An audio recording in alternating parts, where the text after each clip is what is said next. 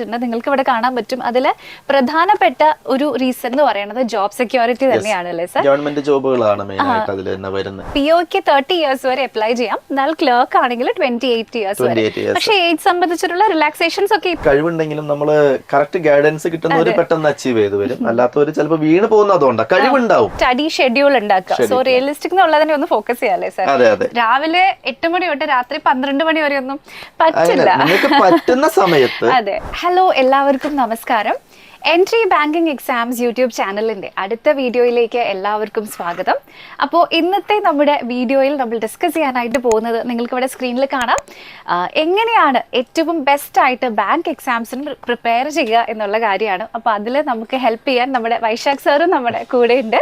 So നമ്മുടെ ബാങ്കിങ്ങിൻ്റെ എക്സ്പേർട്ടാണ് Vaishakh sir. അപ്പോൾ നമ്മൾ രണ്ടുപേരും കൂടെ ഇന്ന് എന്താണ് ബാങ്ക് എക്സാംസ്, ഏതൊക്കെ എക്സാംസ് ആണ് വരുന്നത്, അതിൻ്റെ സിലബസും കാര്യങ്ങളും, അതുപോലെ തന്നെ ഇതിനെങ്ങനെ നിങ്ങൾക്ക് പ്രിപ്പയർ ചെയ്യാൻ പറ്റും എന്നതിന്റെ കുറച്ച് ഡിസ്കസ് ചെയ്യാനായിട്ട് നമ്മളിവിടെ പോവാണ്. അപ്പൊ നമ്മൾ ഡിസ്കസ് ചെയ്യുന്നതായിരിക്കും. അപ്പോ ഇന്നത്തെ നമ്മുടെ വീഡിയോയിൽ നമ്മൾ സ്റ്റാർട്ട് ചെയ്യുന്നത് എന്തുകൊണ്ട് ബാങ്കിങ് എന്ന് പറയുന്ന ഒരു ക്വസ്റ്റ്യൻ വെച്ചിട്ടാണ്. എപ്പോഴും എല്ലാവരും ഇപ്പോഴും ബാങ്കിങ്ങിന്റെ ആ ഒരു ക്രേസ് ഇപ്പോഴും കീപ്പ് ചെയ്യാനായിട്ട് പറ്റുന്നുണ്ട് അല്ലെ? ജോലിയുടെ ആ ഒരു ഗ്ലാമർ ഇപ്പോഴും പോയിട്ടില്ല. സോ അതിന് പല പല റീസൺസ് ആണ്. അപ്പൊ നമ്മൾ കുറച്ച് റീസൺസ് ഇവിടെ ലിസ്റ്റ് ഔട്ട് ചെയ്തിട്ടുണ്ട്, നിങ്ങൾക്ക് ഇവിടെ കാണാൻ പറ്റും. അതിൽ പ്രധാനപ്പെട്ട ഒരു റീസൺ എന്ന് പറയുന്നത് ജോബ് സെക്യൂരിറ്റി തന്നെയാണ് അല്ലേ സർ? ഗവൺമെന്റ് ജോബുകളാണ് മെയിൻ ആയിട്ട് അതിൽ തന്നെ വരുന്നത്. അതായത് നാഷണലൈസ്ഡ് ബാങ്ക് ആണെങ്കിൽ ഗവൺമെന്റ് സെൻട്രൽ ഗവൺമെന്റ് ജോബിലേക്ക് തന്നെയാണ് എൻട്രി ചെയ്യുന്നത്. അതുകൊണ്ട് തന്നെ ആ സെൻട്രൽ ഗവൺമെന്റ് ജോബ്സിന്റെ എല്ലാ ബെനിഫിറ്റ്സുകളും അതിന്റെ അലോവൻസുകളും എല്ലാം തന്നെ ഈ ജോലിക്ക് ലഭിക്കുന്നതായിരിക്കും. നിങ്ങൾക്കറിയാം ബാങ്കിങ്ങിൽ ഒട്ടനവധി കരിയർ ഓപ്ഷൻസ് ഉണ്ട് അല്ലേ സർ? എല്ലാം ഉണ്ട്. നമ്മളിവിടെ ജസ്റ്റ് ഒരു PO ആയിട്ട് അല്ലെങ്കിൽ ക്ലർക്ക് ആയിട്ട് ജനറൽ മാനേജർ വരെ എത്താം. അപ്പൊ വളരെയധികം കരിയർ ഓപ്പർച്യൂണിറ്റീസും ഗ്രോത്തും പ്രൊവൈഡ് ചെയ്യുന്ന ഒരു സെക്ടറാണ് ബാങ്കിങ് സെക്ടർ. സോ അതൊക്കെ മാക്സിമം എല്ലാവരും യൂട്ടിലൈസ് ചെയ്യാൻ വേണ്ടിയിട്ടൊക്കെ തന്നെ ആയിരിക്കും ബാങ്കിങ്ങിന് ഇത്രയും ഒരു ഫോളോവേഴ്സ് വരുന്നത്. സോ ഇനി മറ്റൊരു പ്രധാനപ്പെട്ട കാര്യം നമ്മുടെ സൊസൈറ്റിയിലുള്ള ആ ഒരു പ്രസ്റ്റീജിയസ് കൂടിയാണ് ജോലിയാണ് കിട്ടുന്നത്. സോ ബാങ്കിങ് ജോലിയുടെ ഗെറ്റപ്പ് ഒന്ന് വേറെ തന്നെയാണ് ഡെഫിനറ്റ്ലി. സോ ഇങ്ങനെയുള്ള കാര്യങ്ങളൊക്കെ കൊണ്ട് തന്നെയാണ് ഡെഫിനറ്റ്ലി നമുക്കറിയാം. പിന്നെ ബാങ്കിങ്ങിന്റെ ജോലി എന്ന് പറയുന്നത് ഒരിക്കലും ഡൈ ഔട്ട് ആവുന്ന ഒരു പ്രൊഫഷൻ അല്ല, ഡിമാൻഡ് എപ്പോഴും കൂടിക്കൊണ്ടേയിരിക്കുന്ന ഒരു പ്രൊഫഷൻ ആണ്. സോ അതൊക്കെ കൊണ്ട് തന്നെ എപ്പോഴും എവർഗ്രീൻ ആയിട്ട് നിൽക്കുന്ന ഒരു പോസ്റ്റ് തന്നെയാണ് അല്ലെ ബാങ്കിങ് പ്രൊഫഷണൽസ് എന്ന് പറയുന്നത്. അപ്പോൾ ഇനി കുറച്ച് ബാങ്കിങ് എക്സാംസ് നമുക്ക് ഇവിടെ ഉണ്ട്. സാർ അതിനെ പറ്റി പറയുന്നതായിരിക്കും. നമ്മൾ ബാങ്ക് എക്സാംസ് പ്രധാനമായിട്ട് നമ്മൾ കേട്ടിരിക്കുന്ന ക്ലറിക്കൽ പോസ്റ്റിലേക്കും അതേപോലെ PO പോസ്റ്റിലേക്കും. അപ്പൊ ഇവിടെ എല്ലാവർക്കും ഡൗട്ട് ഉണ്ടാവും. മെയിൻ ആയിട്ട് കേട്ടിരിക്കുന്ന IBPS നാഷണലൈസ്ഡ് ബാങ്കുകളിലേക്കും SBIയിലേക്കും ഒക്കെ എക്സാം, മെയിൻ ആയിട്ട് എല്ലാ എക്സാംസും കണ്ടക്ട് ചെയ്യുന്ന IBPS ആണ്. അപ്പൊ പ്രൊബേഷണർ ഓഫീസർ PO, പിന്നെ ക്ലർക്ക്, അത് SBI PO വിളിക്കും, ക്ലർക്ക് വിളിക്കും. പിന്നെ സ്പെഷ്യലിസ്റ്റ് ഓഫീസർ എന്ന് പറഞ്ഞൊരു കാറ്റഗറി ഉണ്ട്. ടെക്നിക്കൽ ആയിട്ട് വരുന്ന പോസ്റ്റുകളും SO പോസ്റ്റ് സ്പെഷ്യലിസ്റ്റ് ഓഫീസർ അതും വിളിക്കുന്നുണ്ട്. പിന്നെ നമ്മളുടെ RBI ഗ്രേഡ് B വിളിക്കുന്നുണ്ട്, RBI അസിസ്റ്റന്റ് വിളിക്കുന്നുണ്ട്. ഇപ്പൊ ഇവിടെ കുറച്ച് പോസ്റ്റുകളെ കുറിച്ചാണ് നമ്മൾ പറഞ്ഞത് ഒരു ഐഡിയക്ക് വേണ്ടിയിട്ട്. അപ്പൊ ഒരുപാട് അധികം പോസ്റ്റുകൾ മെയിൻ ആയിട്ട് വിളിക്കുന്ന പോസ്റ്റാണ്, എല്ലാവർക്കും ഒരേപോലെ അപ്ലൈ ചെയ്യാൻ പറ്റുന്ന പോസ്റ്റാണ് POയും ക്ലർക്ക് പോസ്റ്റുകൾ. ഇനി അടുത്തതായിട്ട് നമ്മൾ ഈ ഒരു എക്സാമിനേഷന്റെ ചെറിയൊരു ഓവർവ്യൂ നമുക്ക് ഇവിടെ സാറ് തരുന്നതായിരിക്കും. എലിജിബിലിറ്റി, അതുപോലെ തന്നെ ഫ്രീക്വൻസി, എല്ലാ കാര്യങ്ങളും ജസ്റ്റ് ഒന്ന് ബ്രീഫ് ചെയ്യാം. നമുക്ക് ഇനി ഓൾറെഡി തന്നെ IBPS കലണ്ടർ ഒക്കെ റിലീസ് ചെയ്തിട്ടുണ്ട്. RRB എക്സാംസ് എന്നാണ്, IBPS എക്സാംസ് എന്നാണ്. അപ്പൊ എല്ലാ എക്സാംസും ഓൾറെഡി വിളിക്കുമെന്ന് കലണ്ടറിൽ പറഞ്ഞിട്ടുണ്ട്. അപ്പൊ നമുക്കിനി അതിനെക്കുറിച്ച് ഈ പറയുന്ന എല്ലാ പോസ്റ്റുകളിലേക്കും എന്ത് ചെയ്യുന്നുണ്ട്, നോട്ടിഫിക്കേഷൻ ഇപ്പൊ തന്നെ വരും എന്നാണ്. എക്സാം ഏകദേശം നടത്തുന്ന മാസങ്ങളും അവര് എന്ത് ചെയ്തിട്ടുണ്ട്, കലണ്ടറിൽ കൊടുത്തിട്ടുണ്ട്. അതൊക്കെ എല്ലാവരും കണ്ടിട്ടുള്ള കാര്യമാണ്.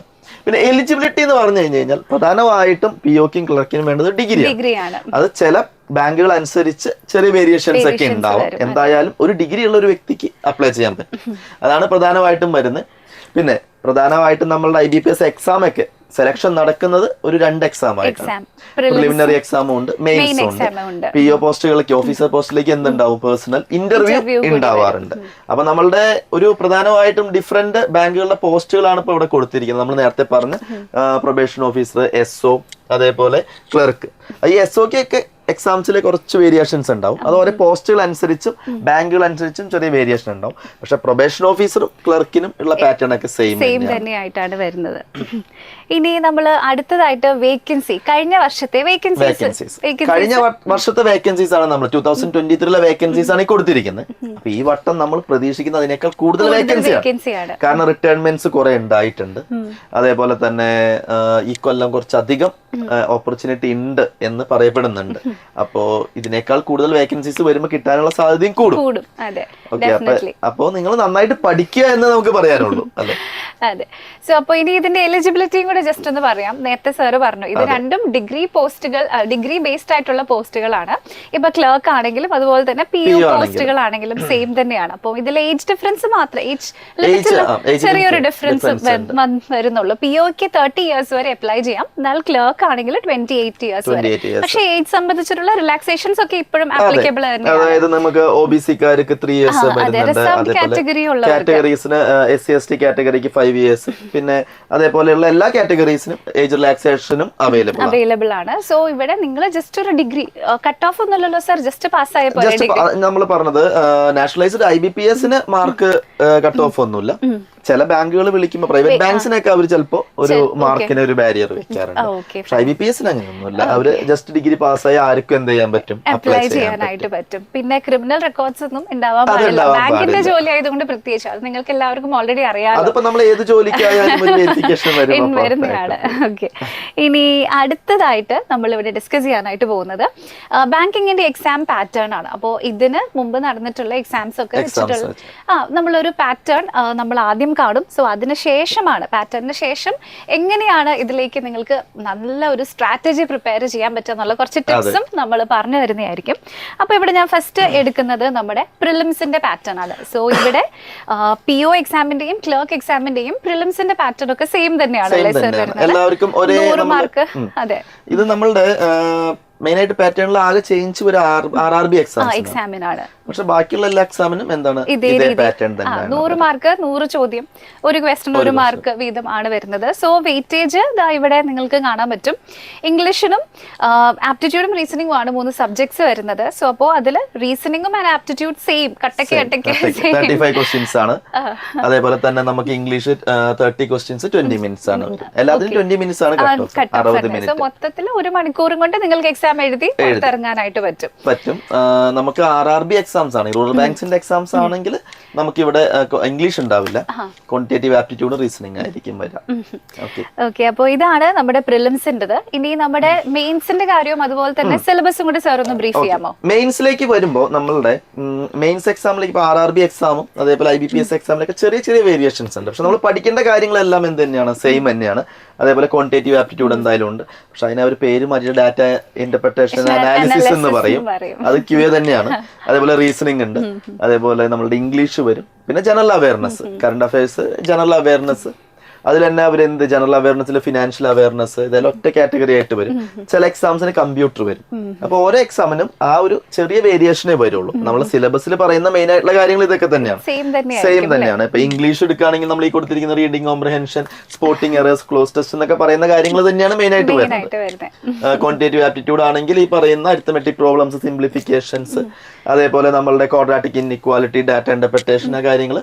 റീസണിംഗിലാണെങ്കിൽ പസിൽസ്, സിലോജിസം തുടങ്ങി നമ്മൾ സാധാരണ പ്രിലിംസിൽ പഠിക്കുന്ന കാര്യങ്ങൾ തന്നെയാണ് മെയിൻസിലേക്കും വരും.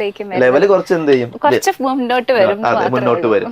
അത്ര തന്നെയുള്ളൂ. പിന്നെ അതിന്റെ കൂടെ നമ്മൾ എന്ത് പഠിക്കണം, മെയിൻ ആയിട്ട് ഈ 3 ടോപ്പിക്കാണ് നമ്മളുടെ പ്രിലിംസിന് വരുന്നത്, മെയിൻസിലേക്ക് വരുമ്പോൾ GA എന്ന് പറയുന്ന ജനറൽ അവയർനെസ്, കറണ്ട് അഫയേഴ്സ് 6 മാസത്തെ ബാക്കിലേക്ക് 6 മാസത്തെ ജനറൽ അവയർനെസ്സും കൂടി നമ്മൾ എന്ത് ചെയ്യണം, നന്നായിട്ട് പ്രിപ്പയർ ചെയ്യണം മെയിൻസിലേക്ക് പോകും. Okay, very good.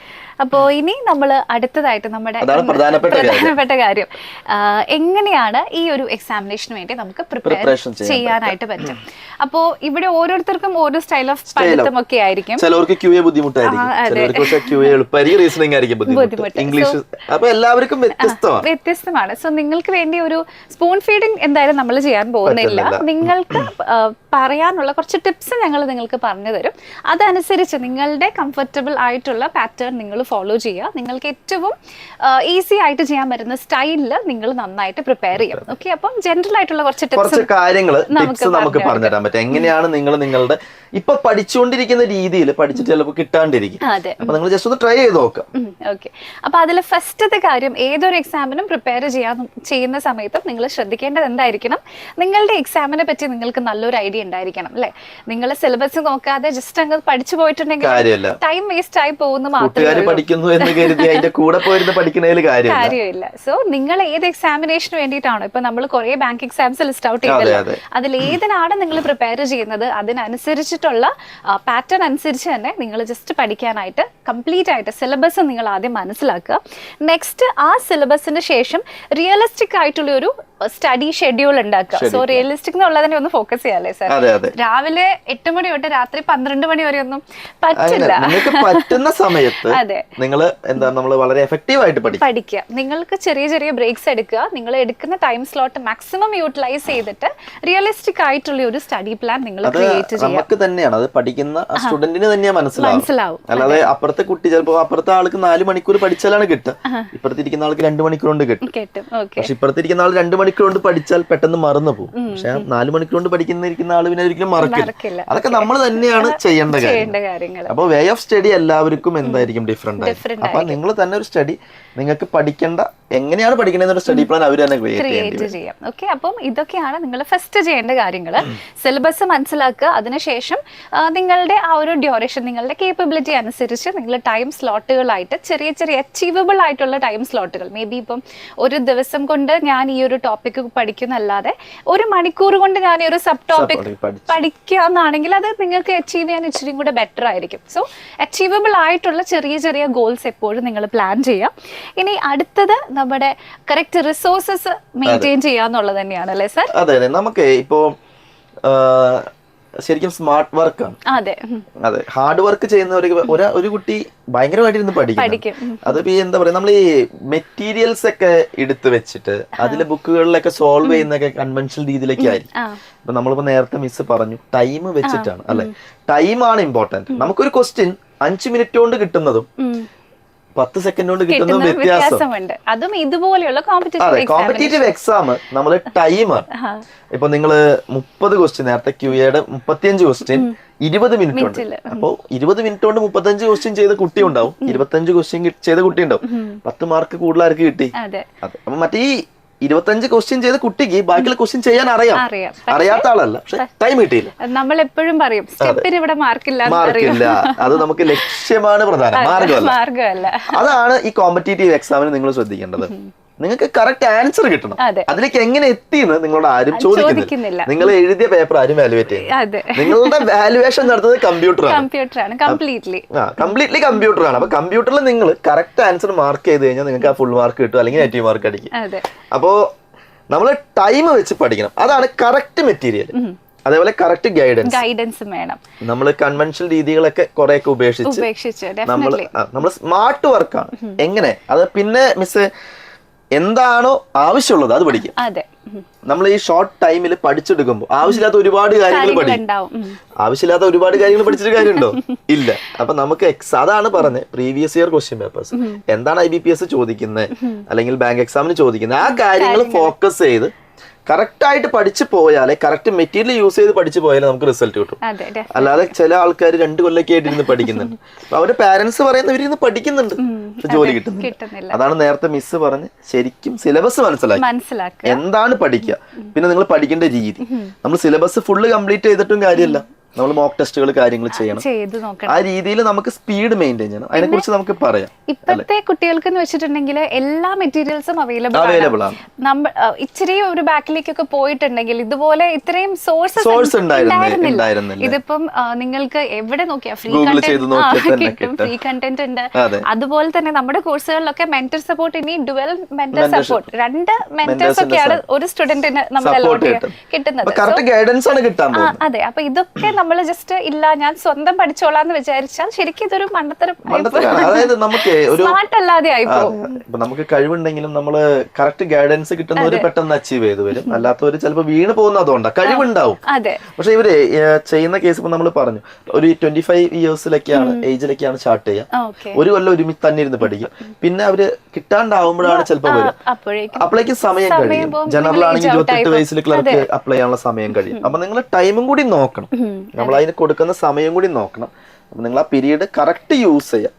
ഏറ്റവും നല്ല റിസോഴ്സസ് നിങ്ങളുടെ കൺവീനിയൻസിന് വേണ്ടി നിങ്ങൾ യൂട്ടിലൈസ് ചെയ്യുക. എല്ലാവരും മൊബൈൽ ഫോൺ യൂസ് ചെയ്യുമ്പോൾ ലാൻഡ് ഫോൺ യൂസ് ചെയ്താൽ എങ്ങനെയുണ്ടാവും? സോ നിങ്ങളുടെ സൊസൈറ്റി മുമ്പിലേക്ക് പോകുന്നതിനനുസരിച്ച് നിങ്ങളും അതൊക്കെ മാക്സിമം ഗ്രാബ് ചെയ്യുക. നല്ല ഗൈഡൻസ് എവിടെ കിട്ടിയാലും വിട്ടുകളയാം. നിങ്ങളുടെ കോമ്പറ്റീറ്റേഴ്സ് അതൊക്കെ യൂസ് ചെയ്യുന്നുണ്ട്, അതിന്റെ കൂടെയാണ് നിങ്ങൾ കോമ്പറ്റീറ്റ് ചെയ്യേണ്ടത്. അത്ര കാര്യം നിങ്ങളൊന്ന് ജസ്റ്റ് ചിന്തിച്ചാൽ മതി. ഇനി അടുത്തതായിട്ട് നമുക്ക് വരുന്നത് പ്രാക്ടീസ് ആണ്. അത് സാറ് പറഞ്ഞു, പ്രാക്ടീസും അതുപോലെ തന്നെ അനലൈസ് ആൻഡ് ഇംപ്രൂവ് ആണ്. അപ്പൊ പ്രാക്ടീസ് ചെയ്യുക എന്നുള്ളതാണ് ഒരു കോമ്പറ്റീറ്റീവ് എക്സാം പഠിക്കുന്ന ഏറ്റവും പ്രധാനപ്പെട്ട കാര്യം. അപ്പൊ ഞങ്ങൾക്ക് എന്ത് ചെയ്യാൻ പറ്റും? നിങ്ങൾക്ക് ട്രിക്കുകൾ കാര്യങ്ങളൊക്കെ പറഞ്ഞുതരാൻ പറ്റും, എങ്ങനെയാണ് പഠിക്കേണ്ടതെന്നും പറഞ്ഞുതരാൻ പറ്റും. ബാക്കി നിങ്ങളുടെ കയ്യിലാണ്, ചെയ്യാം. അത്ര നമുക്ക് പറയാനുള്ളൂ. ചെയ്തുകൊണ്ടേയിരിക്കുക, പ്രാക്ടീസ് ചെയ്തുകൊണ്ടിരിക്കുക. എക്സാം എന്ന് എഴുതുന്നു അന്ന് വരെ പ്രാക്ടീസ് ചെയ്യാം. അത് കഴിഞ്ഞും ചെയ്യാം. നമ്മൾക്ക് എന്ന് ജോലി കിട്ടുന്നോ അതുവരെ പ്രാക്ടീസ് ചെയ്യാം. ഈ പ്രാക്ടീസ് ചെയ്താൽ മാത്രം പോരാ. അപ്പൊ നമ്മളൊരു മോക്ക് ടെസ്റ്റ് ചെയ്താൽ എന്ത് ചെയ്യണം മിസ്സേ? അത് അനലൈസ് ചെയ്യണം. അപ്പൊ നമ്മളുടെ ഇവിടെയൊക്കെ എന്ത് ചെയ്യാം? നമ്മളെ മെന്റേഴ്സ് അതേപോലെ അനലൈസ് റിപ്പോർട്ടിൽ ഏതാണ് ആപ്പിൽ AI ബേസ്ഡ് ആയിട്ടുള്ള അനാലിസിസ് റിപ്പോർട്ട്സ് കൂടി വരുന്നുണ്ട്. കറക്റ്റ് വീക്ക് ആയിട്ടുള്ള പോർഷൻസ് അവർ കണ്ടുപിടിച്ചു. നിങ്ങൾ ഒരു ക്വസ്റ്റനിൽ എത്ര സെക്കൻഡ് സ്പെൻഡ് ചെയ്യുന്നു, അപ്പോൾ നിങ്ങളുടെ വീക്ക് ഏരിയാസ് സ്ട്രോങ് ഏരിയാസ് ഒക്കെ നിങ്ങൾക്ക് ഈസിലി മനസ്സിലാക്കാം. അപ്പോൾ കറക്റ്റ് ഒരു അനാലിസിസ് ബേസ്ഡ് മെത്തേഡിലൂടെ നിങ്ങൾ മുന്നിലേക്ക് പോവുകയാണെങ്കിൽ അത് നിങ്ങളുടെ പ്രിപ്പറേഷൻ അത്രയധികം ഹെൽപ്ഫുൾ ആയിരിക്കും. അപ്പൊ നിങ്ങളിപ്പോ QA തന്നെ ഏത് പോർഷനാണ് വീക്ക് എന്ന് മനസ്സിലാക്കാൻ പറ്റും. അതേപോലെ ഇംഗ്ലീഷിൽ എവിടെയാണോ, അപ്പൊ അത് പഠിച്ചു കഴിഞ്ഞാൽ നിങ്ങൾക്ക് എന്ത് ചെയ്യാൻ പറ്റും? അടുത്ത വട്ടം അത് ഇമ്പ്രൂവ് ചെയ്യാനായിട്ട് പറ്റും. അപ്പൊ ആ രീതിയിലാണ് നമ്മളുടെ അനലൈസും കാര്യങ്ങളൊക്കെ ചെയ്യേണ്ടത്. അങ്ങനെ അനലൈസ് ചെയ്ത് പ്രാക്ടീസ് ചെയ്ത് മോക്ക് ടെസ്റ്റുകൾ എഴുതി പഠിച്ചാലാണ് നമുക്ക് എന്ത് ചെയ്യാൻ പറ്റുള്ളൂ? അച്ചീവ് ചെയ്യാൻ പറ്റും. അല്ലാതെ ചുമ്മാ നമ്മൾ സിലബസ് കവർ ചെയ്ത് പഠിച്ചിരുന്നു കഴിഞ്ഞാൽ കാര്യമില്ല. ഇനി അടുത്തതായിട്ട് ഇവിടെ നമ്മുടെ ഫോക്കസ് വേണ്ടത് ഡെഫിനറ്റ്ലി സ്പീഡിലാണ്. ഏറ്റവും ഇമ്പോർട്ടന്റ് ആയിട്ടുള്ള എന്താണ് നമ്മളുടെ ഫോക്കസ് ചെയ്യേണ്ട ഏരിയ ആണ് സ്പീഡ് ആൻഡ് ആക്യുറസി.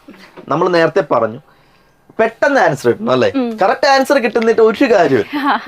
അതായത് ആൻസർ കറക്റ്റ് നിങ്ങൾക്ക് കിട്ടണേൽ ഇപ്പൊ നിങ്ങള് 25-35 ക്വസ്റ്റ്യൻ ഉണ്ടെങ്കിൽ 20 മിനിറ്റിൽ 10 ക്വസ്റ്റ്യൻ ഫുൾ ആയിട്ട് ചെയ്യണതിൽ യാതൊരു importance. Maximum number of questions ചെയ്യണം. ഒപ്പം എന്ത് ചെയ്യണം? അതെല്ലാം ശരിയാവണം. ഇമ്പോർട്ടന്റ് ആണ്. അത് നമ്മൾ എങ്ങനെയാണ് ചെയ്യാ? പ്രാക്ടീസ് ചെയ്ത് തന്നെ ചെയ്യാൻ പറ്റും. അപ്പൊ ആക്യുറസിക്ക് വേറൊരു ഇമ്പോർട്ടൻസ് ഉണ്ട്. തെറ്റിക്കഴിഞ്ഞാൽ നെഗറ്റീവ് മാർക്കിംഗ്. അപ്പൊ നെഗറ്റീവ് മാർക്ക് നിങ്ങൾ ജോലി ചിലപ്പോൾ നഷ്ടപ്പെടുന്നത് 0.25 ആയിരിക്കും. അപ്പോ നെഗറ്റീവ് മാർക്കിനും ഇമ്പോർട്ടന്റ് ആണ്. ഒരു ക്വസ്റ്റ്യൻ തെറ്റിക്കഴിഞ്ഞാൽ കറക്റ്റ് ആൻസറും കിട്ടില്ല, അതിൽ നിന്ന് 1/3 ഉള്ള മാർക്ക് നിങ്ങൾക്ക് പോവുകയും ചെയ്യും.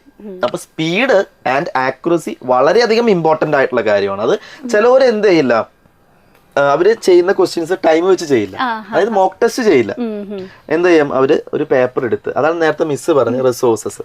നമ്മള് എങ്ങനെയാണോ എക്സാം എഴുതുന്നത് ആ രീതി തന്നെ പഠിക്കണം. നമുക്ക് ഓൺലൈൻ എക്സാം ആണ്, ടൈം വെച്ചുള്ള എക്സാം. ആ ഒരു എക്സാം എൻവയോൺമെന്റ് നിങ്ങൾ കീപ്പ് ചെയ്യണം, ഇല്ലെങ്കിൽ നമുക്ക് നടക്കില്ല. നമ്മള് എന്താണ് ഹാർഡ് കോപ്പി മേടിച്ച് അതിൽ എഴുതി പഠിച്ച് അതിൽ നോക്കി പഠിച്ച് എഴുതുന്നതും രണ്ടും ഡിഫറെന്റ് ആണ്.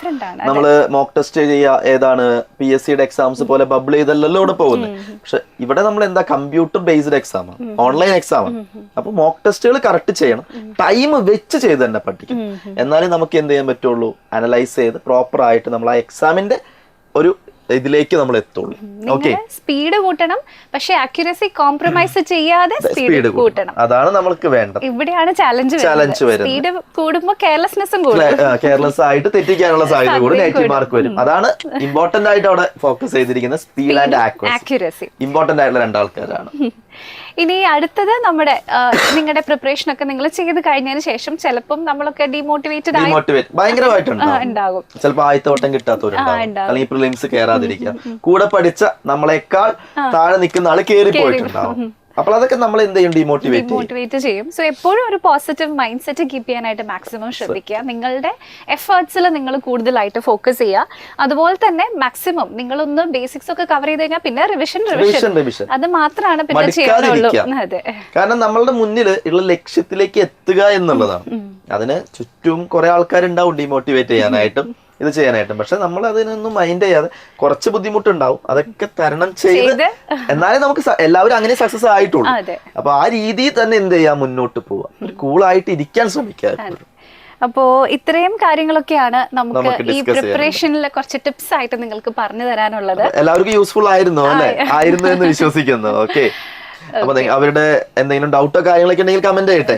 അതേപോലെ നിങ്ങളുടെ ഡൗട്ടുകൾ കാര്യങ്ങളൊക്കെ കമന്റ് ചെയ്യാം. അപ്പൊ എല്ലാവർക്കും all the very best. All the best. Thank you.